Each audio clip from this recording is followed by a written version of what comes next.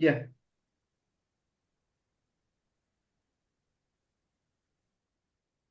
Hola, buen día. Muchas gracias por acompañarnos el día de hoy. Pues hoy nos amanecimos con la noticia del fallecimiento del Papa Francisco. Entonces, desde el Seminario de Intersecciones de lo Religioso y desde el Grupo de Trabajo sobre Religión y Política del Claxo, decidimos organizar este breve conversatorio para hablar un poco sobre el legado del Papa Francisco desde nuestros campos de estudio, que son las ciencias sociales.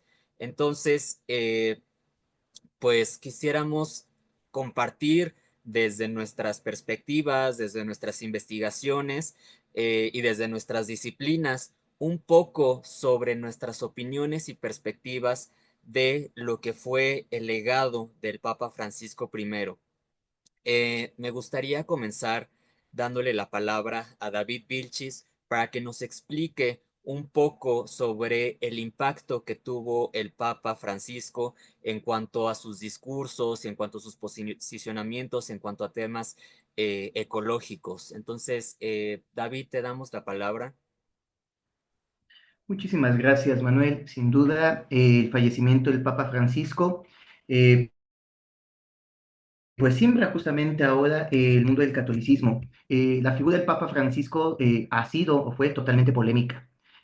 Aún ahora justamente se debate y se discute acerca de su papel y de su rol dentro de la Iglesia Católica, porque precisamente dentro de muchos de sus discursos y de las acciones que realizó se encuentra su pontificado en un estado de claroscuros, así como sucede con otros, nada más que en este particularmente igual quizás dado el contexto sociodigital en el que nos tocó vivir, pues las resonancias, la polarización se hacía cada vez más evidente. Si bien es cierto que la iglesia siempre ha estado justamente, siempre ha habido estas corrientes encontradas a lo largo de los años, de la historia de la iglesia, también es cierto que recientemente estas polarizaciones se volvían más evidentes.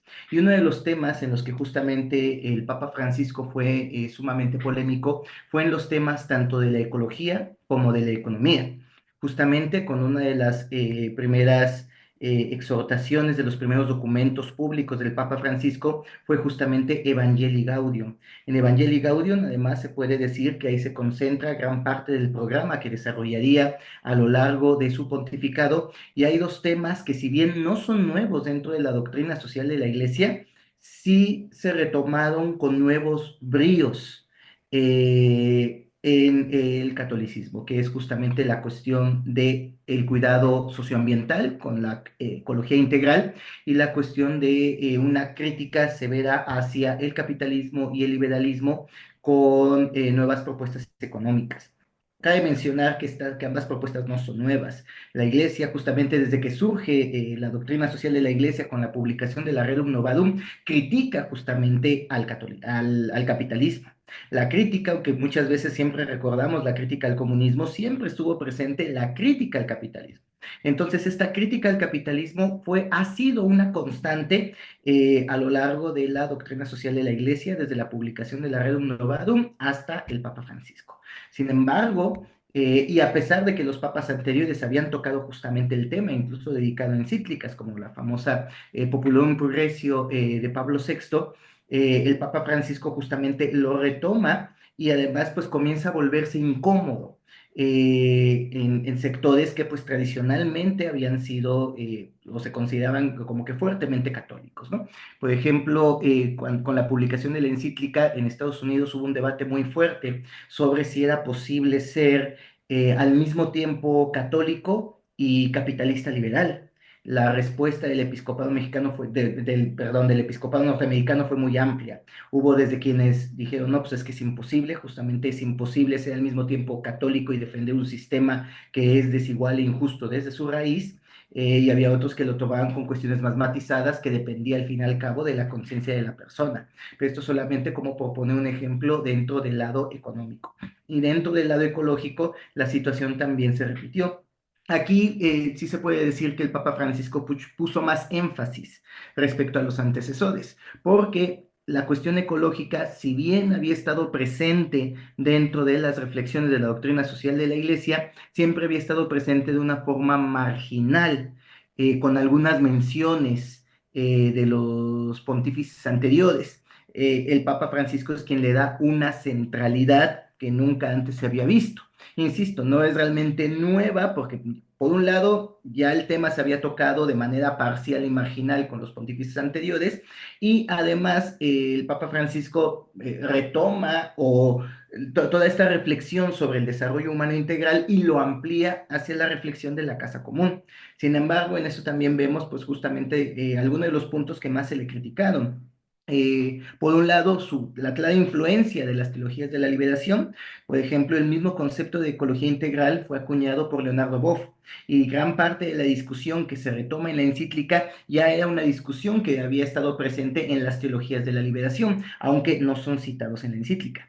Y otro también las reflexiones desde el ecofeminismo, particularmente la crítica hacia el modelo civilizatorio, la importancia del cuidado, son elementos que desde las teologías ecofeministas ya se habían recuperado, que la encíclica recupera, pero que no cita, no refiere directamente.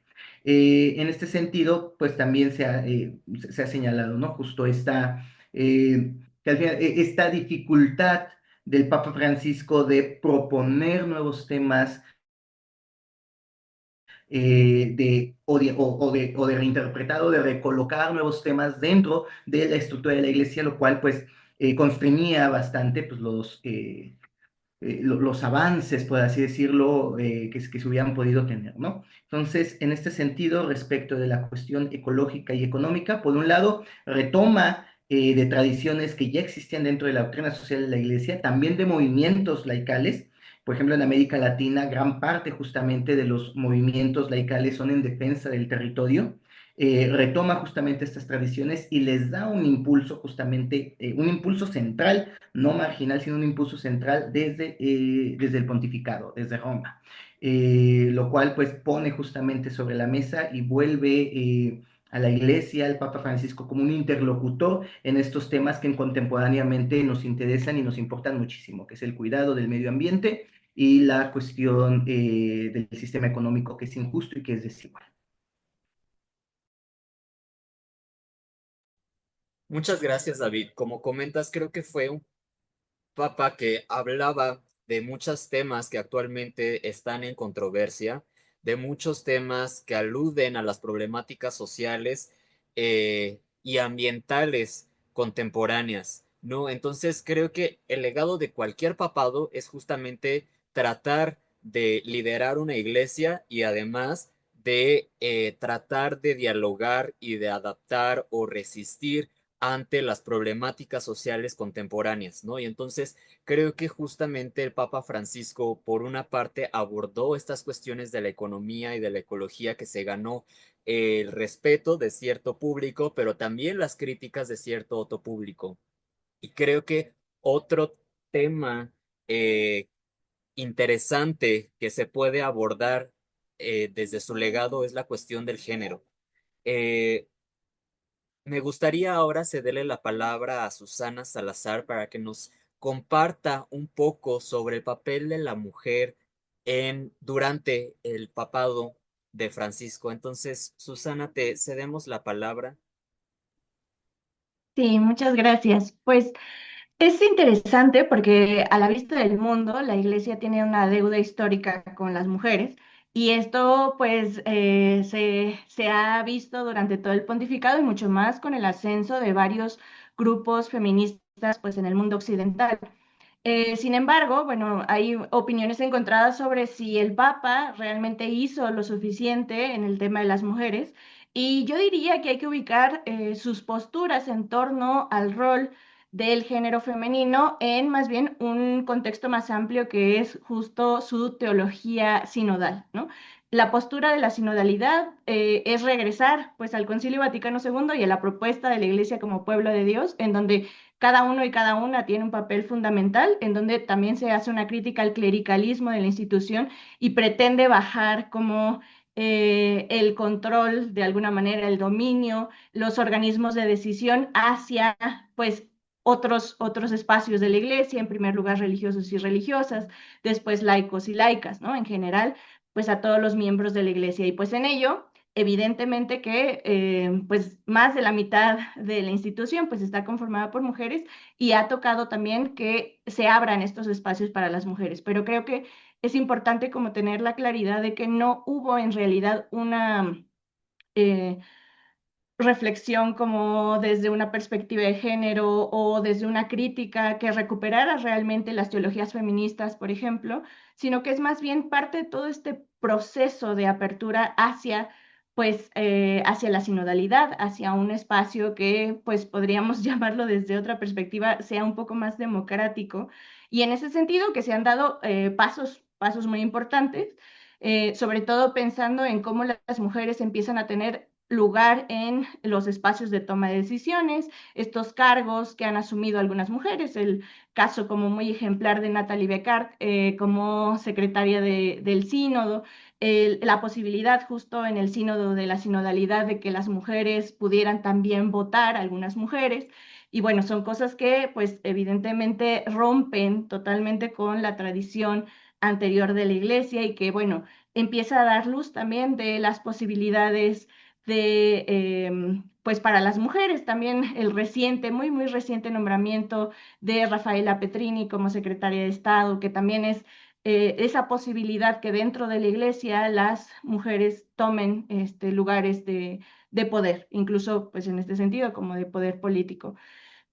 Por otro lado, pues vemos también las deudas de alguna manera, que como ya decía, la comisión de estudio del diaconado femenino, pues que se quedó otra vez ahí inconclusa, que se hicieron pues estas reflexiones y que no llegó a mucho, que está muy ligado, por ejemplo, a lo que sucedió con el Sínodo de la Amazonía, en donde se empezó a plantear el papel de las mujeres y si podían aspirar al menos en esos espacios a un ministerio como mucho más formal, empezó a abrirse también en ese sentido a la parte pues mucho más ministerial, que también lo vemos, por ejemplo, en la modificación que se hizo al derecho canónico para aceptar que las mujeres accedieran a los ministerios laicales de lectorado y acolitado, que aunque se hacía en la práctica, pues en el derecho canónico no se permitía a las mujeres, ¿no? Es algo que pues venía de muchos años atrás, ¿no? Desde Pablo VI, y que, bueno, pues el Papa ha ido permitiendo también que se hagan estas modificaciones, o bueno, permitió que se hicieran estas modificaciones y que abrió la puerta como a otras discusiones que se habían quedado, creo yo, un poco acalladas y que permite también que vuelva al centro el tema de las mujeres. Sin embargo, como ya decía, bueno, no, yo creo que aquí la cuestión es que no podemos exigirle algo a alguien que de principio pues no planteó el que quisiera hacer una reforma en torno al género o a la inclusión de las mujeres, no desde una perspectiva, como ya decía, crítica, sino desde esta perspectiva más comunitaria, más del involucramiento de todos y todas, pero que esto ha dado pie justamente a que desde otros espacios, desde los espacios, por ejemplo, de las teologías feministas, de los movimientos en general que hay en torno a la reflexión sobre el papel de las mujeres en la iglesia, pues se agarren un poquito también de estas ventanas de posibilidad y empiece otra vez esta reflexión que creo que pues va a seguir quede quien quede después. Sí, sin duda creo que este papado marcó una antes y después en cuanto al abordaje de problemáticas de género, ¿no? Creo que en los papados anteriores se había trabajado de una manera diferente y aquí se trabajó con una apertura que caracterizó a también la perspectiva de este papado delegado de Francisco, que también eso entró en debates y en controversias, sobre todo hablando sobre las diversidades sexogenéricas. Eso provocó de igual manera ciertos debates, controversias. Entonces, ahora me gustaría cederle la palabra a Erix para que nos hable un poco sobre esta cuestión de las posturas hacia las cuestiones de género en cuanto a diversidades sexogenéricas y también cómo eso influyó en las posturas de movimientos neoconservadores o conservadores ante estos posicionamientos. Entonces, Eric, te cedemos la palabra. Muchas gracias, Manuel. Justo de esto que comentas es uno de los de los temas que se han movido más ahorita en las conversaciones digitales. Esta idea de, bueno, Papa Francisco hizo cosas en estos términos buenos, malas, lo que sea, pero muchos sectores conservadores están preocupados porque llegue un papa a sus palabras más progresista que Francisco. Como bien dijo Susana, hay varias cosas que pues hace falta trabajar dentro del pontificado y dentro de la Iglesia Católica en general, pero lo que se puede reconocer es que el Papa Francisco abrió discusiones que antes no se tocaban, para bien o para mal, ¿no? Y en eso está esta idea relacionada con la moral sexual, esta idea de la idea de familia, esta idea que es un tema bastante delicado, ¿no? En el simple hecho de que Francisco abriera estos temas, ya empezaba a tener muchas resistencias de los sectores más conservadores y podríamos llamar tradicionalistas.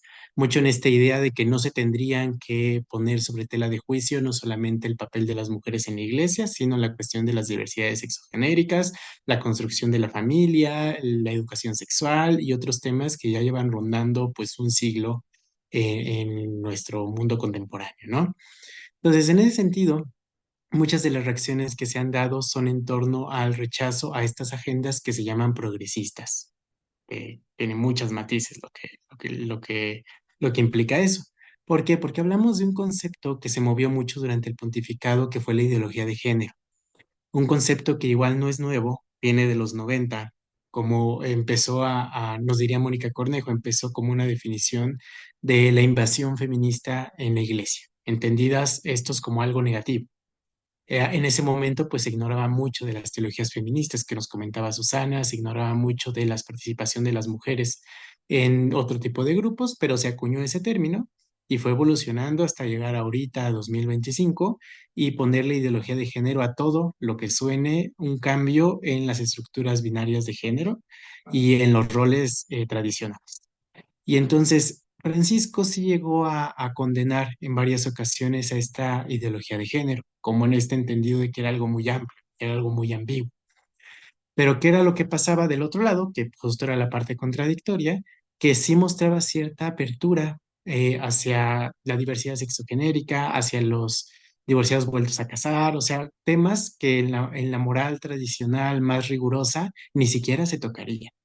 Entonces fue un papa que condenó a una ideología de género muy ambigua y al mismo tiempo dijo que pues él no era nadie para juzgar a las parejas homosexuales, por ejemplo, que llamó mucho a la apertura, a la tolerancia y al entendimiento de las diversidades sexogenéricas. Entonces es un tema que se ha vuelto bastante delicado, pero que, repito, ha sido uno de los principales elementos con lo que los grupos conservadores ahorita en las conversaciones que se mueven en redes, pues está echándole más en contra a esta idea de que pues casi casi condenó a todos a la homosexualidad y cosas de ese tipo que pues evidentemente no fue por ahí la situación. Entonces, ligado a esto, mencionaba hace un rato la cuestión de la familia, la cuestión de la moral sexual y reproductiva. Es un tema que también ha quedado bastante ambiguo en la cuestión del pontificado del aborto, ni se diga, ha sido un rechazo bastante absoluto en esos términos.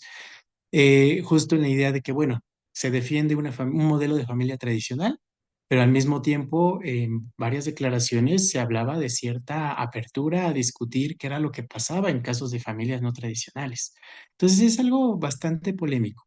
Y justo cuando los grupos conservadores ahorita buscan quién sería el sucesor de Francisco, uno de los elementos claves es buscar a alguien que defienda estos elementos de moral, estos elementos de una familia tradicional, de una heterosexualidad, de unos roles de género bien definidos.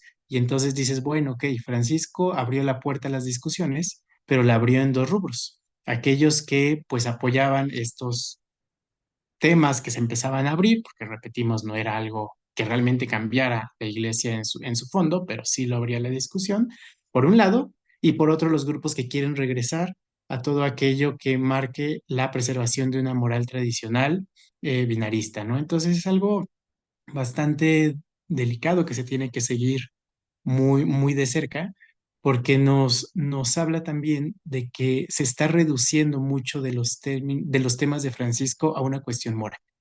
Entonces, cuando Francisco hablaba de tolerancia o de respeto, de abertura, en términos morales se veía negativo. O sea, cuando Francisco hablaba de por ejemplo, que no podía condenar a las personas vueltas a casar, se les ve como un contra por temas morales. Entonces es algo delicado que se tiene que repensar bastante y ver hacia dónde va a seguir ahorita con la elección del nuevo pontificado, ¿no? Y bueno, lo dejo aquí hasta hoy. Muchas gracias.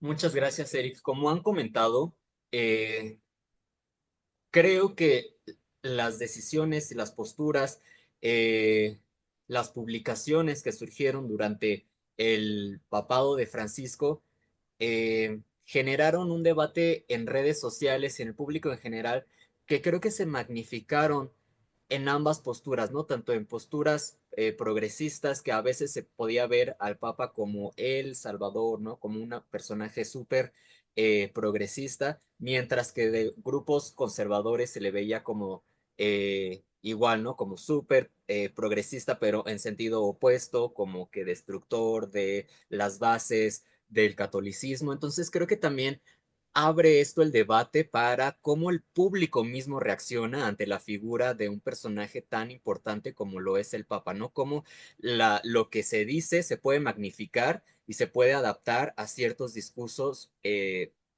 con agendas específicas. Bueno, me gustaría ahora si pudiéramos contestar un poco a las preguntas que nos han estado haciendo en los comentarios. Eh, por aquí nos ponen, ¿cómo impacta su muerte justo en este momento donde se ve un avance de posturas fascistas como en Estados Unidos o Inglaterra, ¿no? Creo que sí, esta pregunta es interesante porque estamos viviendo en un periodo desde hace varios años en el que está surgiendo movimientos conservadores, movimientos de derecha, movimientos en diferentes partes de Latinoamérica, de Estados Unidos y de Inglaterra, donde surge esta validación a grupos políticos con estas posturas conservadoras, ¿no? Entonces, en estos momentos, ¿cómo impacta su muerte? Me gustaría, no sé si alguien quiera participar o les doy la palabra en el orden en el que fueron pasando. Y en este sentido, pues justamente como bien mencionas, la muerte del Papa Francisco llega en este momento de contexto global donde estamos viviendo una especie de efecto boomerang o de efecto péndulo, en el cual es algo que es muy, pues es impactante en más de un sentido. Estamos viendo cómo luchas que se podrían haber considerado ganadas, por ejemplo, más en temas de derechos sexuales y reproductivos, pues comenzamos a ver cómo justamente llegan otros grupos, grupos más conservadores que están empezando a echar atrás estos derechos, ¿no? Que se consideraban ya ganados. Eh, lo cual, pues por un lado, revela que ahora sí los resultados de las luchas no son eternos, sino que son parte de una continua lucha que hay que estar defendiendo, porque principalmente estamos en un contexto cada vez más polarizado. Ese por un lado. Y por el otro, que justamente pues la iglesia está también inmersa, ¿no? Ya lo explicaba tanto Susana como Eric Paz, como también lo vemos también en las cuestiones de economía y de ecología, como las posturas polarizantes pues surgen con cada vez más fuerza, las vemos a lo mejor que creo que ese es el mejor término, no es que surjan, siempre han estado ahí, más bien ahora resuenan con más fuerza y tienen más impacto. Entonces, pues una gran pregunta es justo, haciendo también un tanto eco a lo que comentaba y hacia el final Paz, ¿no? O sea, ahorita una de las grandes dudas que surgen es sobre el siguiente pontífice. Si vamos a ver o no vamos a ver este efecto péndulo en la iglesia, pues es una cuestión que ahora sí, digamos, tenemos muy poca información con la cual poder hacer proyecciones, por así decirlo, por el mismo proceso institucional que implica un cónclave. Eh, Tenemos, por ejemplo, algunos datos, pero que son limitados, son insuficientes. Por ejemplo, en principio, podemos seguir las trayectorias de los cardenales, eh, también a lo mejor su posición geográfica, también históricamente eso ha influido en hacia qué lado se inclina, ¿no? Pero también, como bien mencionaba Paz, algo que vemos constantemente es que podemos encontrar prelados que al mismo tiempo están comprometidos por las causas de la justicia social, el combate a la pobreza, el combate a las desigualdades, la crítica al sistema socioeconómico, pero mantener una postura intransigente en términos de moral sexual. Entonces, la situación la vemos como que muy compleja. Y ante todo, pues también señalar, ¿no? Que pues está este continuo conflicto, ¿no? Entre la tradición y el cambio es algo que vamos a seguir viendo en los próximos años. Susana, ¿te gustaría compartir un poco sobre para ti cómo impacta su muerte en estos momentos donde ciertas posturas conservadoras están cobrando mucha fuerza? Sí, yo creo que por un lado, pues vemos también la expectativa que hay desde grupos, pues, más interesados, específicamente, por ejemplo, en el caso de las mujeres, en que se siga avanzando en lo que ya el Papa propuso. Pero yo diría que para la Iglesia, entendida cómo funciona la Iglesia institucionalmente, el pontificado de Francisco no se puede borrar, ¿no? Hay un fundamento jurídico incluso que ya quedó allí y de la tradición misma, que para la iglesia el voltear a ver la tradición, lo que ya se permitió en otro momento, es un indicio de lo que se puede permitir posteriormente. Entonces creo que en ese aspecto tenemos ya como un fundamento de lo que se hizo, lo que se planteó en su pontificado, que no se va a poder borrar. Sin embargo, pues sí es un poco conflictivo en el sentido de también lo que ha sucedido con los grupos, pues que empiezan a redefinir lo que es la masculinidad, la feminidad, y se vuelve a discursos pues muy tradicionales, en donde pues la iglesia, o al menos algunos sectores de la iglesia, también están empatando para volver a construir roles de género pues mucho más tradicionales y que en ello pues sí será pues importante ver cómo van avanzando las posturas dentro de la iglesia y que pues no haya de alguna manera un retroceso, sobre todo en lo que yo mencionaba sobre estos espacios que se han abierto a las mujeres en cuestión de liderazgo, sobre todo la toma de decisiones. Muchas Sí, gracias, Susana. Eric, te sí, cedemos la justo palabra. creo que es un punto que sí hemos repetido todos y que creo que es muy importante, que no podemos decir como Francisco fue bueno o fue malo, ¿no? O como que es una cuestión bastante compleja, que no está unido solamente a parámetros morales de un contexto como México, sino también voltea a ver a Siria, voltea a ver a Roma, voltea a ver a Sudáfrica, ¿no? Entonces, es una cuestión bastante más complicada que esa. Y en esa línea, creo que podemos entender esto. Hay una especie de posicionamientos frente a temas sociales, temas políticos y sociales, que es bien visto por lo que se llamarían izquierdas, y unos temas morales que sería mal visto por estas izquierdas, y al revés, ¿no? Entonces, es complicado eso. Entonces, ahora sí respondo. Eh, Esta idea de qué pasaría ante estos avances en posturas fascistas, yo no diría solo fascistas, sino solamente conservadoras en términos generales, creo que es bastante delicado, porque justo durante los 12 años que duró el pontificado, Francisco tuvo roces con varios líderes religiosos reconocidos como conservadores. Milei se le echó encima, le llamó el demonio. Este, por otro lado, Fernández, argentino igual, pues hasta casi casi lo abrazaba, ¿no? Pero bueno, es otra cosa.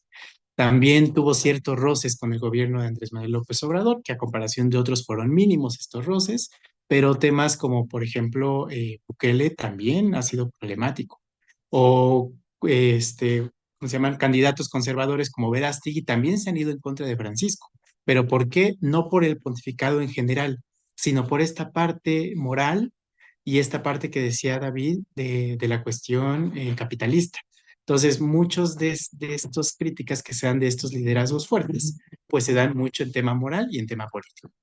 Y lo demás es muy matizado en realidad. O sea, hay unos que están a favor de él por la cuestión ecológica y, y otros que lo apoyan y otros que hacen y deshacen y no sé qué. Es una cuestión bastante que requiere mucho más análisis, pensaría yo, ¿no? Porque no, como decía David, no tenemos tantos datos para decir, ay, ahora las derechas van a elegir a tal pontífice, o apoyar, mejor dicho, apoyar, porque no lo eligen, ¿verdad? Apoyar tal pontífice. Es un poco delicado. Lo que sí podemos decir también, ligado a lo de Susana, es que sí ha habido temas que ha tocado Francisco que han sido muy espinosos para gobiernos a nivel mundial. Por ejemplo, el caso de la migración. Cuando fue todo el bloqueo de Donald Trump hace unos años, esta idea de que iba a deportar a todos y todos, la Iglesia Universal y Latinoamericana, principalmente centroamericana, empezaron a sacar un montón de comunicados oficiales, casi casi acusando a Donald Trump de que lo que estaba haciendo era inhumano y era anticristiano.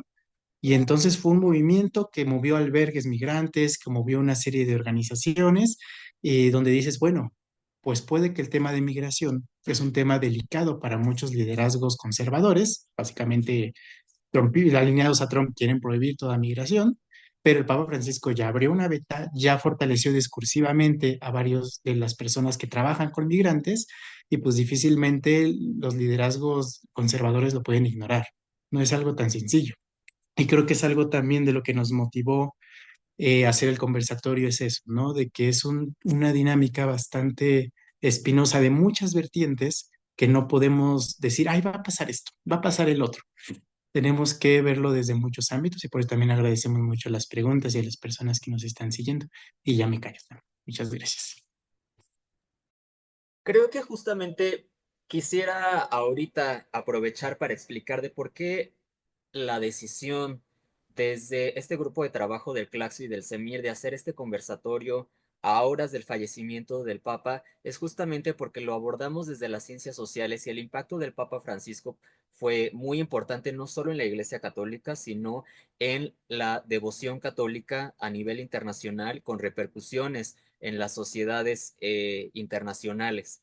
Y creo que ahora lo que nos toca justo desde las ciencias sociales es seguir analizando cuál fue su legado, cuál fue el impacto y cómo se va dando todo este proceso del cónclave, de la elección de un nuevo papa, cómo eso va a ir impactando también en la historia de la Iglesia Católica. Entonces me gustaría terminar eh, que me gustaría cederles la palabra para que nos compartan algunas reflexiones con las cuales les gustaría terminar este conversatorio. David, te cedemos la palabra. Gracias. Pues me parece que serían dos ideas. La primera de ellas, retomando también lo que ya hemos comentado acá, que es importante, es importante matizar y poner en su justo valor justamente la aportación del Papa Francisco, ¿no? Eh, Porque por un lado bien se puede decir, no, es que en realidad no cambió nada y todo lo dejó en discurso. Lo cual parcialmente es cierto porque realmente gran parte de la actividad del Papa Francisco fue discursiva. Sin embargo, y hubo poco cambio a lo mejor en cuestiones sustanciales, o en cuestiones de doctrina, mejor dicho. Pero por el otro lado, no podemos infravalorar el peso que tienen los discursos y menos el discurso del Papa. No es lo mismo que desde Roma, desde la jefatura de la Iglesia Católica, se ponga un tema en la agenda a que lo ponga cualquier otra persona. O sea, sí hay una simetría de poder muy evidente y que creo que particularmente pues fue un gran paso, que si bien no fue el paso agigantado que muchos nos hubiera gustado ver, pero sí fue un gran paso y que además en ese sentido, bien dice Susana, hasta cierto punto pues ya está el camino andado, entonces esto pues pone en la iglesia en una situación de dependencia y que el otro, la persona que siga, tendrá que seguir más o menos la misma línea, dar un paso hacia atrás siempre es muy costoso para la iglesia el desdecirse, pero pues que no podemos perder de vista justamente pues el peso que se tuvo sobre los discursos, ¿no? Ya Eric anunciaba, ¿no? Algunos de ellos, otro, por ejemplo, ¿no? Si bien es cierto que a nivel doctrinal, pues realmente no se cambió las concepciones sobre la homosexualidad, pues el mismo discurso del Papa Francisco motivó y fortaleció e instó a que muchas diócesis tuvieran una pastoral de la diversidad sexual, aunque no fue una orden específicamente desde arriba, una cuestión estructurada. Uno de los efectos justamente de este cambio discursivo es que ya muchas diócesis ahora tienen una pastoral para la diversidad sexual, o que la acción de los católicos LGBT, que anteriormente había estado invisibilizada y marginal, pues bueno, retomó con mucha mayor fuerza, le da justamente este cobijo institucional, aunque solo haya sido de discurso. Entonces también ahí, para no infravalorar del todo que muchas de las acciones hayan sido discursivas, ¿no? Ese por un lado. Por el otro, también, por ejemplo, en la cuestión ecológica. Es cierto, ya desde antes muchísimos grupos teológicos y pastorales habían estado trabajando desde la cuestión, sobre la cuestión ecológica, pero justamente que desde Roma, que desde el Vaticano, que desde el Papa se haya anunciado, se haya impulsado justamente la agenda, pues le da otro matiz, ¿no? Le da otra cuestión. Entonces yo iría justamente en esa línea, ¿no? De matizar sin romantizar, sin demonizar, que justamente en figuras polémicas como la del Papa Francisco es muy común hacerlo porque justamente o lo amas o lo odias, pero justamente y recuperar cuál es el papel y el valor que ha tenido. Muchas gracias, David. Susana, ¿con qué te gustaría terminar? Sí, pues yo creo que como historiadora de la iglesia, eh, veo como con mucha claridad que a lo largo de los siglos la iglesia siempre se está transformando y siempre está cambiando y siempre se adapta a los tiempos, ¿no? Visto desde fuera, casi todas las personas, si les preguntamos, dirán que la iglesia no cambia, que la iglesia tarda muchísimo para cambiar. Y sí, claro, si lo vemos al ritmo del mundo, en donde hoy amamos a tal persona y mañana amanece funada a tal persona, pues claro, no, la iglesia como institución no va a cambiar de esa manera, pero sí es una institución que se adapta constantemente y creo que el pontificado de Francisco es una muestra de eso, de cómo desde la iglesia institucional se ha pretendido responder a las necesidades, a las discusiones que hay en el mundo y que de alguna manera pues se está adaptando a su paso y desde sus maneras, pero se está adaptando. Y por otro lado también, a propósito de un comentario que teníamos aquí en Facebook, me parece que también hay que pensar que la elección de Francisco pues es una elección histórica, no solamente porque es un papa jesuita, sino también porque fue un papa latinoamericano y que tiene mucho que ver con cómo la geopolítica de la iglesia se fue acomodando a lo largo del tiempo. Pensaba que, o sea, no tiene tanto tiempo. En 1955 se fundó el CELAM y empezó a construir justamente una perspectiva latinoamericana de la iglesia. Y de ahí para adelante, pensar que ya en el 2013 hubiera un papa que saliera de esa nueva construcción eclesial que tiene un matiz que ahorita no vamos a abordar, pero que se diferencia de la Iglesia Europea en mucho. No vamos a decir si es mejor o peor, pero sí tiene sus particularidades y que, visto incluso desde una perspectiva geopolítica, tiene mucho que ver con cómo se va desarrollando la Iglesia universal, ¿no? Y qué papel tienen las iglesias latinoamericanas, incluida pues la Iglesia mexicana, en la Iglesia Universal y eso también será interesante ver qué va a suceder después si eligen otra vez un papa europeo, por ejemplo, ¿no?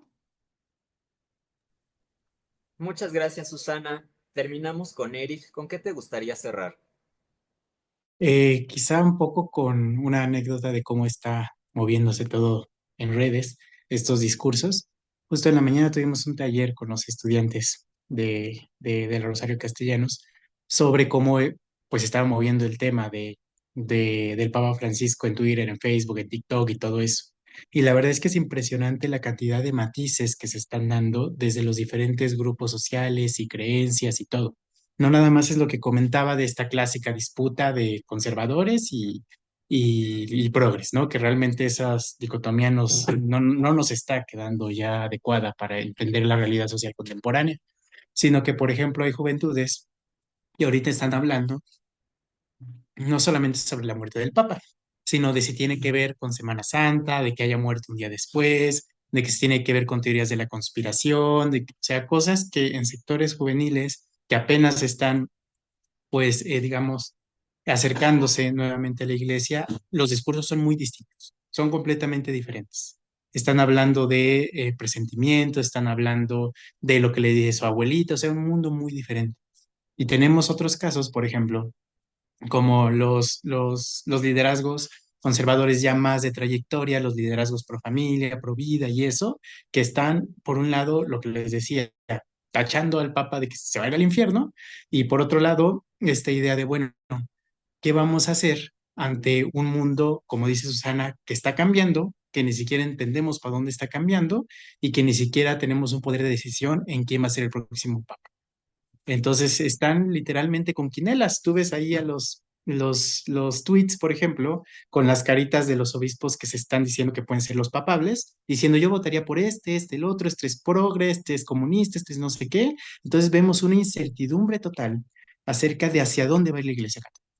O sea, una incertidumbre que pues pasa cada pontificado, pero que aquí particularmente está marcado porque los creyentes están con todo este bombardeo de discursos multidimensionales, donde no hay una línea como tan firme, digamos, tan visible de lo que hizo o no hizo Francisco. O sea, hay muchos elementos donde, repito, hay una cuestión de moral, una cuestión de política que ahí están resaltando, ¿no? Y otra cuestión también ahí importante, y retomando un poco lo que dice David, estos temas que no habían sido tocados por otros pontificados, o al menos no de forma tan fuerte como la cuestión ecológica. O sea, es un tema que ya está sobre la mesa y que la gente justamente empieza a decir, bueno, ¿qué es la cuestión ecológica para la iglesia? Se hablaba mucho con Francisco el cuidado de la creación, pero por otro lado se le hablaba de, ay, pues los ecologismos progresistas y todo esto. Entonces es un tema que también está pensando ahí. La Iglesia Católica se tiene que meter en temas que no eran, digamos, tradicionales, pero los creyentes como que no saben hacia dónde. ¿Por qué? Porque es un tema que ni en la misma Iglesia Católica se ha tenido un consenso, si no es que fuera Francisco que nos hace las encíclicas, ¿no?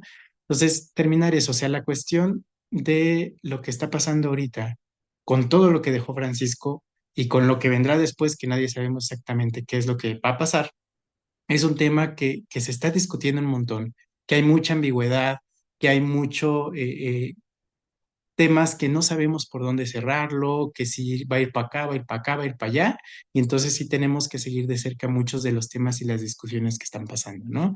Desde una clave pastoral, desde la idea de, bueno, no se puede descuidar al rebaño, se diría, en un tema de incertidumbre tan grande, y desde el lado pues más académico, que necesitamos tratar de entender el fenómeno lo más completo posible.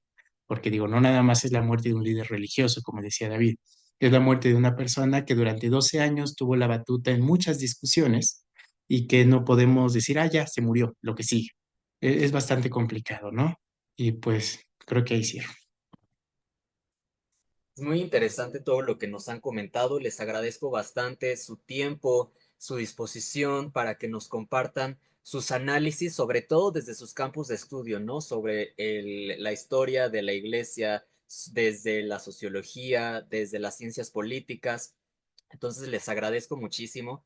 Y bueno, a nombre del Seminario de Intersecciones de lo Religioso y del Grupo de Trabajo de Religiones y Sociedad del Claxo, les agradecemos mucho por escucharnos. Esperemos ver cómo se van dando las situaciones y como les comentaba, desde las ciencias sociales seguir analizando cómo se van dando las cuestiones sociales e institucionales y les mando un saludo. Muchas gracias por su tiempo.